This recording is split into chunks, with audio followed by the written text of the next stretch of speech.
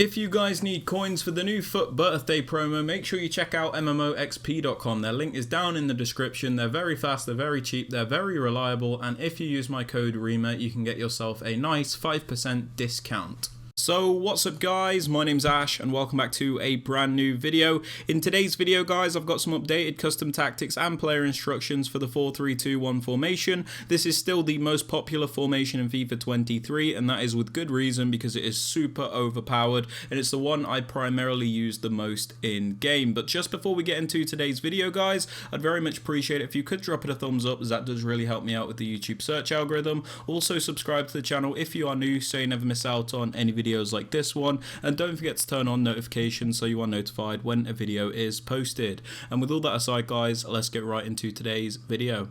Okay guys, so starting off with the custom tactics. For the defensive style, as always, I suggest you use balance. This is just because it gives you the greatest control over your defense, where you're able to press when you have to press, but you're also able to drop off and be more conservative when you need to be. So having balanced defensive style is definitely the best option in my opinion. That being said, if you feel more comfortable with pressure tactics, that is also fine.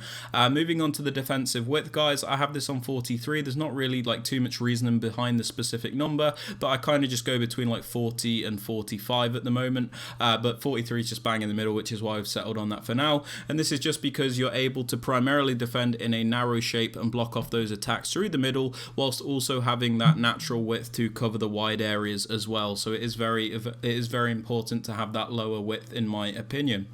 Now moving on to the depth guys, I'm using this on 55 at the moment. A couple of weeks ago we had this a bit higher, but I've just been getting through balled a lot more recently. I don't know if it's like due to the gameplay changes or if it's just me being bad, but 55 depth has just been a lot more balanced for me. I can still win the ball higher up the pitch when I need to. It just means like I can drop back a little bit deeper when I have to as well to stop those constant through balls. So nice and balanced 55. Now moving on to build up play guys, I like to have this on balanced. This is because it is the most suited for all types of FIFA 23 gameplay.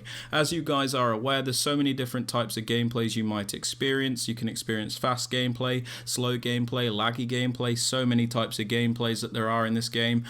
So yeah, balance is just the most suited for all of them guys. Something like fast build up is very good when the gameplay is quick, but as you guys know, it very rarely is, so balanced is definitely the way to go in my opinion. Now moving on to chance creation guys, I do suggest using direct passing. This is because it makes your attacking players bunch up against the defenders, which allows you to do those really overpowered isolation plays. They also make those movements so you can get off that extra pass in the box to guarantee those goals. Now, some people don't like direct passing and that is fine, and if you are one of those people, the next thing I would suggest is forward runs. This will push your attackers very far into your opponent's half, but just be wary, when you lose the ball you will get counter-attacked quite a lot, which is why I personally don't like it. Moving on to the attacking width guys, I'm currently using this on 48. This is so we can primarily keep a narrow attack because obviously the 4-3-2-1 is quite a narrow formation, but we don't want the width too low to the point where our attackers are sat on top of each other, and likewise we don't want a really high attacking width, otherwise it plays more like a 4-3-3, sorry. So yeah, 48 width is doing me quite well. For players in box guys, I just keep this on 6. This is so we can get some players into the box to create chances of course, but at the same time we don't overcommit the entire team to the point where we get counter attacks. So very nice and balanced, and it works quite well for me. As for corners and free kicks, these are both on 1 because I have a corner kick routine which requires both of these to be on 1. There is a link to that in the top right hand corner of the screen. Moving on to the players you want to use guys, in the striker position, because this is a one striker formation, I do suggest you going for a nice balanced striker. This is because you have to compensate for the fact that there is one striker instead of 2, so you kind of have to get the balance that you would get in 2 players all in 1. So just go for a nice well-rounded striker so you can get the most out of them.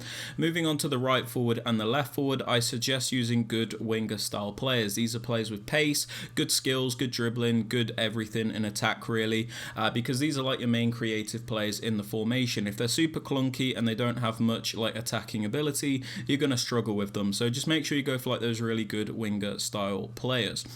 Now moving on to the left centre mid, we use a more box-to-box style midfielder. This is somebody that is going to attack and defend for us, so you're going to want somebody with nice, well-rounded stats. If you can get it, a high work rate is super beneficial, so you get the maximum contribution in attack and defence, but if you can't get the most perfect work rates, don't worry, just go for somebody with nice, well-rounded stats. Now in the middle centre mid spot, we go for a more defensive-minded player. This is somebody that is going to stay back, break up the play, and add defensive security. If you can get it, a medium high work rate is super beneficial in this position, so your player's not too bothered about going forward, but they do a lot defensively. But if you can't get that, just go for somebody with really good defensive stats in this position. Now moving on to the right centre mid, guys, we actually use an attacking player here. Now this will make more sense in the player instructions, but just go for a good attacking player here. Somebody like an Mbappe, Neymar, Alouara and Jairzinho, any of those types of players. Don't worry about making this an actual centre mid. Now moving on to the fullbacks, guys, I like to go for a bit of a balance between the two, where I have Roberto Carlos, who's a bit better going forward and will contribute for us going on the attack. And then we have Cafu, who maybe lacks that attacking ability but is a little bit more defensively solid with his body type and stuff like that at the back. So I just like to go for that balance. You guys don't have to do that if you don't want to. As for the centre-backs and the goalkeeper, these just need to be as good as you can get them. Now for the player instructions, guys, on the striker, I just have him on stay central and that is it. The reason we have him on stay central is because we don't want him drifting off into the wide areas, especially since he is our only striker. So we always want him to be in the central areas, so he's always in the best positions for us. We have him on mixed attack because we don't just want him running in behind all the time, because especially with strikers, it makes them feel like they're very disconnected from the rest of the team. So putting him on mixed attack really does help with the build-up play. You guys can put him on mixed getting behind if you want to, though.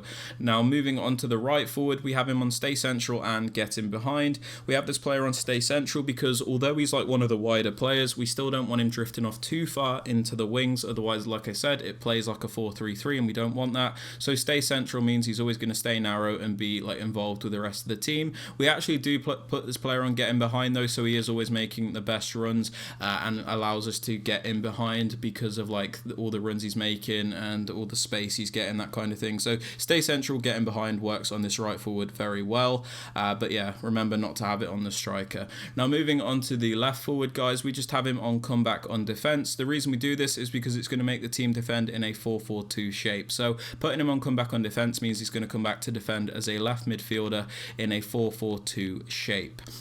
Now moving on to the box-to-box centre mid, guys, we have him on default settings and cover centre. We have him on default settings because we don't really want to restrict this player that much. He is a box-to-box player, so we kind of just let him do his own thing. The only important thing is that we have him on cover centre, so he does defend as a centre mid in a 4-4-2.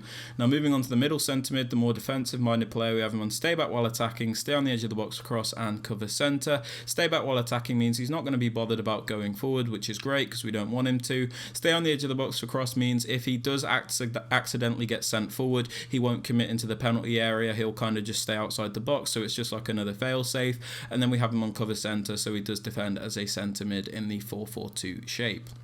Now moving on to the right centre mid, where we use an actual attacker, we have him on get forward, get into the box across and cover wing. Get forward means he's going to fly forward because he is an attacking player. Get into the box across means he is going to make the transitional runs into the penalty area, so he does get more involved. If you have him on balanced crossing runs, sometimes they're a little bit static and passive around the penalty area, and we don't really want that.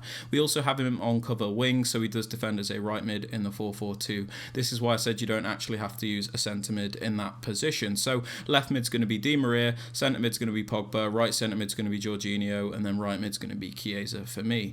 Now for the left back, my more attacking minded fullback, we have him on balanced attack and overlap. Now the reason we do this is because the 4-3-2-1 is obviously quite a narrow formation, so sometimes we want to add extra width to make it a bit more unpredictable and give us more options. So balanced attack and overlap on the left back means he's going to join the attack and he's going to make the overlapping runs to add extra width, which is super useful. Now for my right back, my more defensive fullback, I have him on stay back while attacking and overlap. Stay back while attacking means he's not going to go forward, and it means we're always at least going to have 3 defenders back. And we also have him on overlap because let's say I do press L1 to trigger a run forward with him, he's going to make the overlapping runs to add extra width. As for the centre backs and the goalkeeper, these are just on default settings and I do not touch them. But yeah guys, they're my custom tactics and player instructions for the 4-3-2-1. If you guys have enjoyed or found this useful, I'd very much appreciate it if you could drop it a thumbs up. Subscribe to the channel if you are new so so you never miss out on any videos like this one, and don't forget to turn on notifications so you are notified when a video is posted. And with all that aside, guys, I hope you have a fantastic rest of your day, and I'll catch you all in the next one.